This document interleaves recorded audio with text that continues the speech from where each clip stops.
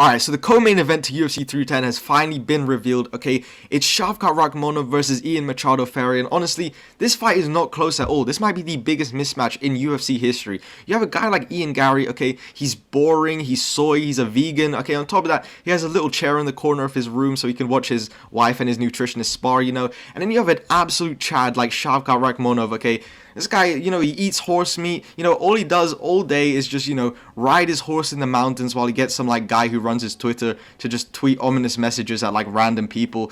Like, literally all he does. And on top of that, on top of all of the things he's done in the UFC, you know, all the accomplishments, you know, 18-0, all finishes, that's great and all. But, look, this guy bagged Laura Sanko. You know how crazy this is? Laura Sanko literally has a husband and children. You know, she's fiending for that Shavkat meat, as Bilal would say. But, look, anyway, let me know what you think about the matchup down in the comments. And while you're down there, I'd appreciate if you could like, subscribe. Hopefully you can hit 500 subs by the end of the year. Anyway, let me get into it. Because look, Shavkat Rakhmonov, he's undefeated. Machado, he's undefeated. Like, this is pretty good matchmaking, okay? I'm glad they didn't give it to a guy like Colby, because that would have been absolutely awful. Like, for everybody that was available, I feel like this was pretty good, because if Usman didn't want to do it, JDM didn't want to do it, Leon didn't want to do it, okay, like, I feel like this is a pretty good matchup for Shavkat, okay, because this is very easy. If he goes out there and he just absolutely dominates Garry in the first round, you know, like, I'm pretty sure he will. Like, you know, if he just goes out there, subs Garry in the first round, like, that makes the fight with Bilal so much more impressive. I don't know why this isn't for the interim, by the way. Like, bro, this is so stupid. Like, genuinely, this should be for the interim because it just makes the most sense in my opinion.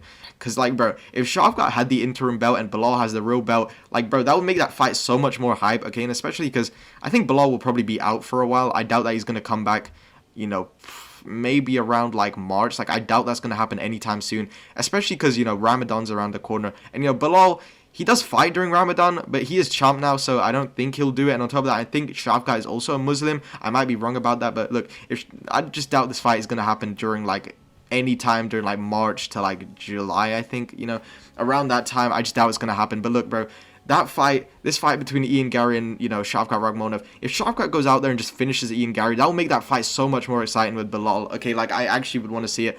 But Garry's not good, okay? This is one thing with Garry. He's managed to get so far without actually having any, like skill to make him high level, okay? He's just not very good at anything, okay? Like, yeah, you could say he has good kickboxing and whatever, like, he's fairly well-rounded. But, like, that's really the extent of his skills, okay? He just has good leg kicks and really nothing else, okay? His boxing is not really that crazy. Especially, like, I don't think Shavkat is this, like, crazy striker either, okay? Like, Shavkat is one of my favorite fighters, but I don't think he's, like, this insanely skilled technical striker. He's kind of a marauder. Bro, Shavkat's a marauder, man. He's a marauder, okay? That's really the extent of his skills as well. But look, I think he has way more power than Garry, because Garry has no power because he's vegan. Like, that's literally why, okay? Like, I'm not trying to make fun of him for being vegan, but, like, he actually has no power. Like, that's really why, because he doesn't really have any, like, protein or whatever. I'm pretty sure that's why. But look, he just has, you know, no finishing ability, really. Like, this guy actually had Neil Magny. Like, Neil Magny had zero, like, no legs against Garry. That's how bad he shattered them. And he still wasn't able to finish him, which is crazy to me. Like, that was that bad. Okay, Garry, I think he dropped Neil Magny, like, multiple times just by kicking his legs and still wasn't able to finish the fight. Like, that's so crazy to me.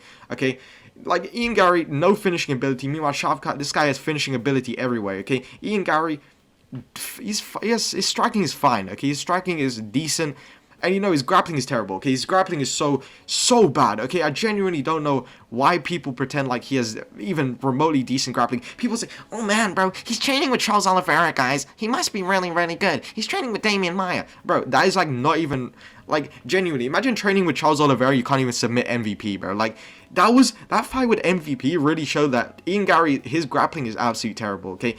MVP, this guy, I don't even know what he was doing. Okay, this guy's literally became AI generated mid-fight. I don't know what that was. You know, there's like AI generated videos where they just started going everywhere and then they saw like flying and stuff. That was basically MVP while he was grappling. Okay, I don't know what he was doing.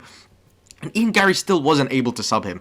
I have no idea what Garry is, like, actually good at. Like, please, can someone tell me, apart from, like, the leg kicks, what does he actually do? Like, he doesn't have good grappling. He doesn't really have that good striking. It's like he's not really good anywhere. He's just good enough to get by people like Jeff Neal and Neil Magny, who, like, you know, they have certain weaknesses that Garry can exploit. And that's really it. Okay, same with MVP. It's like he can exploit the grappling, but he's not really good enough everywhere to fight a guy like Shavkat Rakhmonov, who is elite every single place. Okay, he's a great striker. He's a great grappler. He has an insane chin. It's like there's nothing Ian Garry can realistically do to win this fight. Meanwhile, Shavkat Rakhmonov can KO Ian Garry. Ian Garry has a pretty good chin, to be fair. But look, like Shavkat can KO Ian Garry. He can submit him, which I think he'll do, okay? If this fight, if it plays out the way I think it will, I genuinely think Shavkat is just going to take him down and submit him in the first round in like almost a Khamzat Chimaev type of way, because like, bro, Ian Garry has...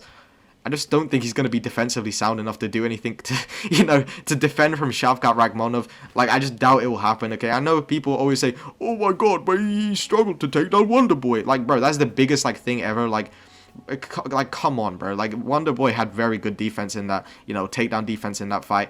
And, people saying, oh, Bilal took him down a couple times, but Bilal didn't even, like, submit this guy, okay? Bilal can't even hurt a fly. All this guy does is, get takedowns and then hug you from the back, and that's really it, bro.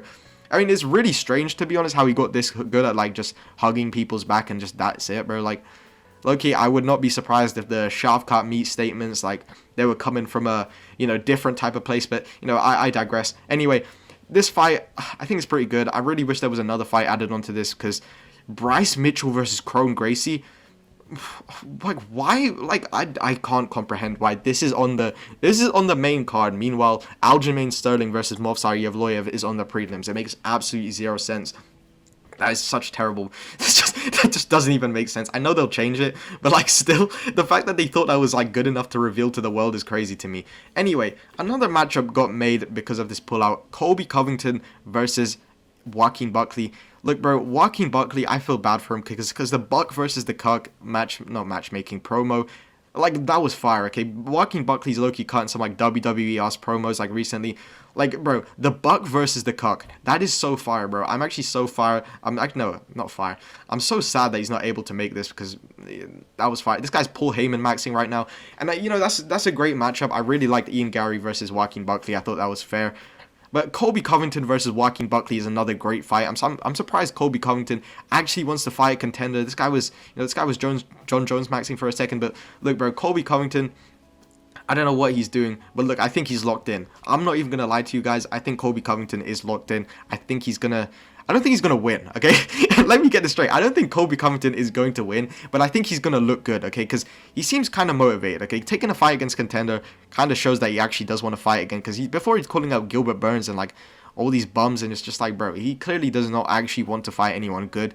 But now him taking a fight against Joaquin Buckley, saying he wants to fight Shavkat, saying all these things, and on top of that, Donald Trump said Khabib is his favorite fighter. I'm sure that hurt Colby so deeply. Like, I don't think he'll ever recover from that. On top of that, Donald Trump is president now, so he's going to be motivated. So, like, there's a lot of reasons for Colby Covington to come into this fight really, really well, and I think he will. I think he's going to come into this fight against Joaquin Buckley. I think he's going to look very, very good. And I don't know, bro. I don't think he's going to lose badly. He might get KO'd, okay, but I think he'll look good. I think his grappling especially will look good, but I think on the feet, Joaquin Buckley is just going to be, one step ahead, okay? I think his... Joaquin Buckley, he's kind of like Ilya Topuria in a sense, where it's like, at some point, he's just going to catch you. Like, that's just kind of how he fights now. It's like, he's not really too technical. He's not really hitting you a lot. Like, in the Wonderboy fight, to KO Wonderboy is very, very impressive, in my opinion. Like, the way he did as well. You just have to give him no respect. And Joaquin Buckley did an incredible job.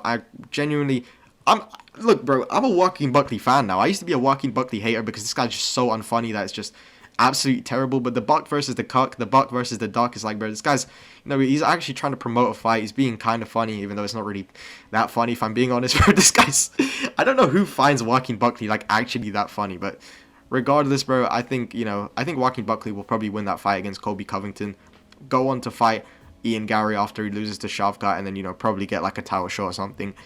Maybe gets a number one contender, but honestly, Joaquin Buckley, I don't think he sells any crazy pay-per-views either, but look, bro, that's really all I have to say in this video. Hopefully you guys enjoyed. On top of that, I managed to get an interview with Chris Padilla. Hopefully this actually happens, because honestly, bro, I have terrible luck, so this might actually just never happen. But look, bro, I want to know what questions you want me to ask him, because, I already have my, like, set questions or whatever. I know what I want to ask him, but if you guys have any questions you want me to ask Chris Padilla, let me know down in the comments. And yeah, that's going to be it. Thanks for watching. Like, subscribe. All right.